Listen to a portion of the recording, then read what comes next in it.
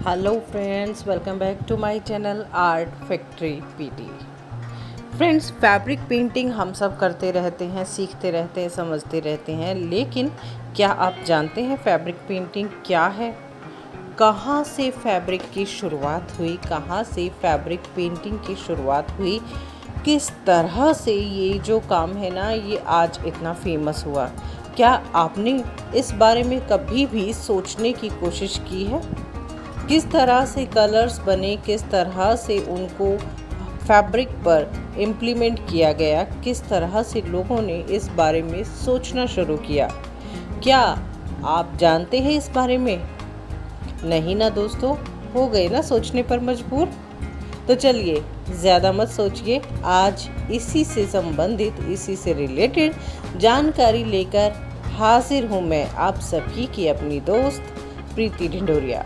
दोस्तों, fabric painting कला का जो एक ऐसा रूप है, ऐसा है जो डिज़ाइन, जो रचना है वो कल्पना से पैदा होती है, यानी कि कलाकार की कल्पना से पैदा होती है। और पेंट और ब्रश को ना कपड़े पर उसकी सुंदरता बढ़ाने के लिए ना उससे काम किया जाता है, उसी को फैब्रिक पेंटिंग कहा जाता है। यानी कि डिज़ाइन रचनाएं जो कलाकार की कल्पना से पैदा होती हैं और पेंट और ब्रश के माध्यम से कपड़े पर की जाती है, फैब्रिक पेंटिंग कहलाती है। दोस्तों, कपड़े पर छपाई होने से ना उसकी सुंदरता, गुणवत्ता बढ़ जाती है और फैशन की इस दुनिया में तो फैब्रिक पेंटिंग का बहुत बड़ा हाथ है। कहीं ना कहीं हर चीज़ में हमें डिज़ाइनिंग चाहिए होती है, ख़ासकर कपड़ों में। डिज़ाइनिंग हम उसको रंग कर भी कर सकते हैं, जो अलग अलग तरह के डिज़ाइंस हम बनाते हैं ना, उसको भी हम जो है ना फैशन के साथ जोड़ते हैं। बहुत सारी तरह से ना जो कपड़े पर छपाई की जाती है, हाथ द्वारा ठप्पा से, यानी कि जो आपका ब्लॉक प्रिंट होता है उससे भी छपाई होती है, बाटिक छपाई भी होती है, बांधनी भी की जाती है, बांधनी छपाई, छींट बांधनी भी होती है। और जो कपड़े की छपाई है ना उसको जो है दो भागों में बांटा गया है, एक सिद्धांत और एक कार्य प्रणाली, यानी कि एक तो उसका तरीका, एक उसका मोटिव। तो मशीन द्वारा ना जो ठप्पों से छपाई होती है, और स्टेंसिल की छपाई, स्क्रीन की छपाई, बेल छपाई, सिलेंडर छपाई, बहुत सारी तरह से ना कपड़े पर जो है ना डिज़ाइनिंग की जाती है। जो केमिकल और जो मशीनों से किया जाता है ना, वो जो है ना उनका सब सिस्टम अलग अलग होता है और अलग अलग तरह से ये छपाई की जाती है। भाप द्वारा भी की जाती है, इंक से भी की जाती है, कटाव से भी की जाती है, और ये सब जो श्रेणियां है ना ये पहली श्रेणी में आती हैं। फैब्रिक पेंटिंग में उपयोग किए जाने वाले जो पेंट है ना उनकी क्वालिटी बहुत अच्छी होनी चाहिए, और किस तरह के कपड़े पर किस तरह का जो है ना कलर यूज़ करते हैं, किस तरह का उसमें पेंट यूज़ किया जाता है, ये सब ना अलग अलग बातें होती हैं। कोमल ऊनी कपड़े सफ़ेद तथा तकनीकों के लिए ना जो है उपयुक्त होते हैं, यानी कि जो कॉटन बेस्ड होते हैं ना वो जो है ना बिल्कुल परफेक्ट होते हैं इस काम के लिए। लेकिन आजकल तो बहुत सारी तरह से हम करते हैं ना, सिल्क पेंटिंग भी करते हैं हम, ऑर्गेन्जा, अभी आपने कुछ टाइम पहले मेरी एक वीडियो देखी थी, ऑर्गेन्जा भी हो गया है और कॉटन भी है, और हर तरह के कपड़े पर हम कोशिश करते हैं कि अपने मन से डिज़ाइनिंग करें। तो अब हम ये जानेंगे कि पेंटिंग कैसे और किस तरह से की जाती है, और इसके लिए कौन कौन सी जो सामग्री है, कौन कौन सी चीज़ें हैं वो हमें चाहिए होती हैं, और हाथ द्वारा जो कपड़े पर डिज़ाइनिंग का काम है ना उनके लिए जो जो चीज़ों की ज़रूरत होती है वो है, पहली तो सबसे मेन बात होती है कपड़े का चुनाव और उसकी सुरक्षा। दूसरे नंबर पर आता है पेंट का चुनाव, ब्रश का चुनाव और कार्बन पेपर या पेंसिल का चुनाव। यानी कि आप बिना किसी मार्किंग के तो आप काम नहीं कर सकते ना, बिना किसी बेस के, तो वो बेस के लिए कार्बन पेपर, पेंसिल डिज़ाइनिंग बनाने के लिए तो हमें चाहिए होता है। और उसके बाद आता है स्ट्रेचिंग फ्रेम, या उसके लिए आप चाहे तो आप अड्डा भी इस्तेमाल कर सकते हैं, आप चाहें तो एम्ब्रॉयडरी रिंग भी यूज़ कर सकते हैं, और उसके बाद आता है आपकी जो डिज़ाइनिंग है ना, फैब्रिक पेंटिंग है, उसके तरीके का, उसकी तकनीक का चुनाव बहुत सारी तरह से किया जाता है। ट्रेसिंग टेक्निक है, स्टेंसिलिंग टेक्निक है, डिज़ाइन को छोटा बड़ा कैसे करना है, ये सब टेक्निक्स का हमें ध्यान रखना होता है। डिज़ाइन कलर का चुनाव वो जो करते हैं वो सब भी हमारे जो है ना मन में पहले से ही डिसाइडेड होना चाहिए कि हमें डिज़ाइन है ना वो किस तरह का चाहिए। ब्रश लाइन है, लाइन डिज़ाइन, बेबी वर्क, अक्षरों की बनावट, geometric design, vegetable design, tie and dye, floral design और बहुत सारी तरह की जो है ना डिज़ाइंस होते हैं। शैलियों व तकनीकों का चुनाव जो है ना उसके लिए shading, light, shadow, rough work, smooth work और हमेशा परफेक्शन जो है ना इसमें चूज़ की जाती है। और आजकल तो 3D पेंट्स भी चलते हैं और जो स्टोन वर्क है, मिरर वर्क है, वो सब चलती है। ड्राई ब्रश टेक्निक है, वेट ब्रश टेक्निक है, ड्रॉप टेक्निक है, बहुत सारी तरह से हम जो है ना फैब्रिक पेंटिंग करते हैं। और बहुत लंबा चौड़ा इसका जो है ना इतिहास है। मशीन द्वारा जो है ना बहुत सारी तरह से होती है ये जो छपाई है कपड़े पर, और ये होती है रोटरी स्क्रीन प्रिंटिंग, कपड़े पर digital printing, free hand fabric printing और रोल पॉलिश, हाथ press, Deka printing machine.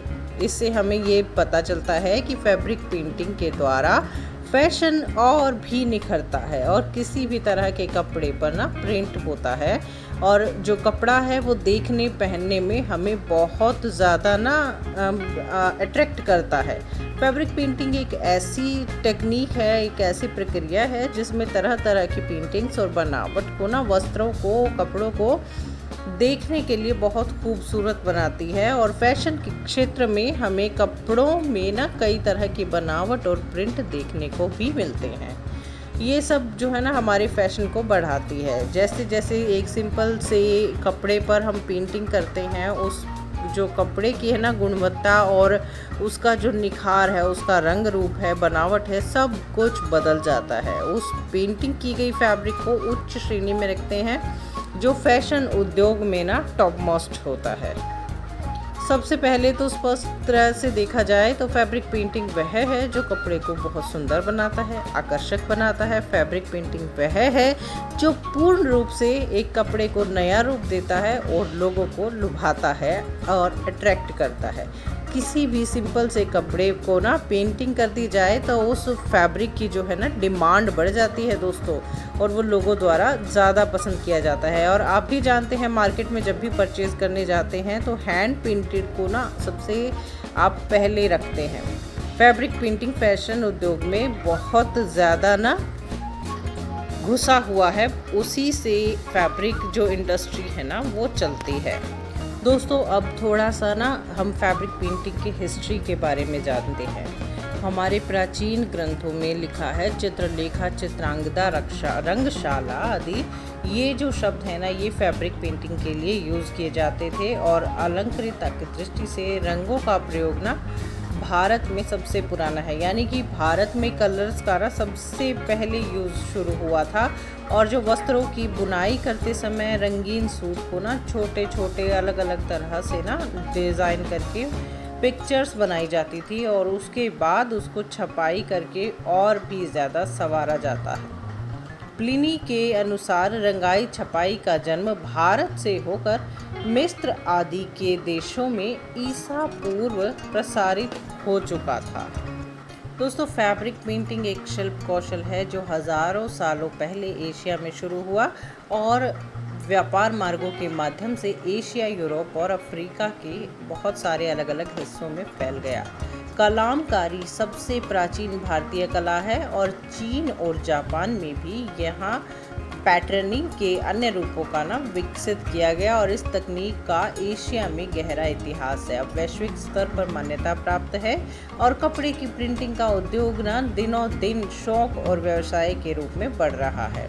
Fabric painting तब से अस्तित्व में है जब से इंसानों ने पहले कपड़े बनाने के साथ साथ रेशों की बुनाई शुरू की, सबसे पहले मनुष्यों ने अपने शरीर को चित्रित किया। उन्होंने उन्हीं तकनीकों का उपयोग करके अपने कपड़ों को भी रंगना शुरू कर दिया। फैब्रिक पेंटिंग के दो बुनियादी तरीकों का ना यूज़ किया जाता है। सबसे पहले तो आता है रंग सीधे कपड़े पर लगाकर रंग को एक साथ एक छवि के रूप में लागू करने की प्रक्रिया, और दूसरी है पैटर्न को एक सोचकर और पैटर्न के साथ कलर्स का यूज़ करने का। जो हमारी इतिहास है ना, एशिया महाद्वीप में कपड़ों को सजाने का एक लंबा इतिहास है और प्रिंटिंग ब्लॉक की खोज लगभग 3000 ईसा पूर्व की है दोस्तों। फैब्रिक पेंटिंग महाद्वीप पर लोकप्रिय रही और उस समय तक सिकंदर महान भारत पर आक्रमण 327 ईसा पूर्व हुआ था, और उस समय भी रंगीन मुद्रित और चित्रित चित्रों से भरे हुए कपड़े लोगों के बीच एक सामान्य अधिकार रखते थे। लगभग 1000 ईसा पूर्व भारत में उत्पन्न कलमकारी एक प्राचीन भारतीय कला है जिसका नाम कलाम से लिया गया है, जिसका अर्थ है कलम और कारी का अर्थ है काम, और पूरा अर्थ है कलम का काम, यानी कि ब्रश का काम। बहुत सारी अलग अलग तरह से किया जाता था। बांस की छड़ी या खजूर की छड़ी का इस्तेमाल करके छड़ी के नुकीले सिरे पर बालों का एक बंडल होता था जिससे रंग को फैलाने का काम किया जाता था। तो दोस्तों, हम फैब्रिक पेंटिंग के बारे में तो बहुत सारी बातें करते रहे हैं, करते रहेंगे, और मैं आपको ना इसके बारे में और भी बातें बताती रहूँगी अपनी आने वाली वीडियोस में। आज की वीडियो बहुत लंबी हो जाती है, इसीलिए अब जो है ना, आप मुझे ये बताइएगा कि आप कितना जानते हैं फैब्रिक पेंटिंग के बारे में और कितना आपको इस वीडियो से जानकारी मिली। वीडियो कैसी लगी ये आप हमें बताएंगे कमेंट करके, क्योंकि आपका कमेंट ही हमारी जानकारी को बढ़ाता है और लोगों की जानकारी को भी बढ़ाता है। वीडियो कैसी लगी लाइक ज़रूर कीजिएगा, क्योंकि आपका लाइक हमें और भी उत्साहित करता है, और जो फ्रेंड्स एंड फैमिली है ना, उनके साथ शेयर भी ज़रूर कीजिएगा, क्योंकि ये नॉलेज सबके लिए बहुत ज़रूरी है। हम सब फैब्रिक पेंटिंग करते हैं, लेकिन कौन कितना जानता है फैब्रिक पेंटिंग के बारे में, आप खुद ही इस बात के बारे में सोच कर देखिए। और चैनल पर अगर नए हैं ना फ्रेंड्स, तो इस तरह की जानकारी पाने के लिए ना चैनल को सब्सक्राइब करके रख लीजिए, और जो बेल नोटिफिकेशन है ना, उस पर क्लिक करके आप ऑल की नोटिफिकेशन को सेट कर लीजिए, ताकि हर लेटेस्ट वीडियो की नोटिफिकेशन ना आप तक सबसे पहले पहुंच सके। सो आज के लिए बस इतना ही। फिर मिलेंगे अगली किसी वीडियो में अगले किसी टॉपिक के साथ। क्या सीखना चाहते हैं आप बताइएगा ज़रूर, और क्या नया मैं आप सभी के लिए लेकर आऊँ, कौन सा आर्ट अब आप सीखना चाहते हैं बताइएगा ज़रूर। तब तक के लिए bye bye. Thanks for watching art factory PD.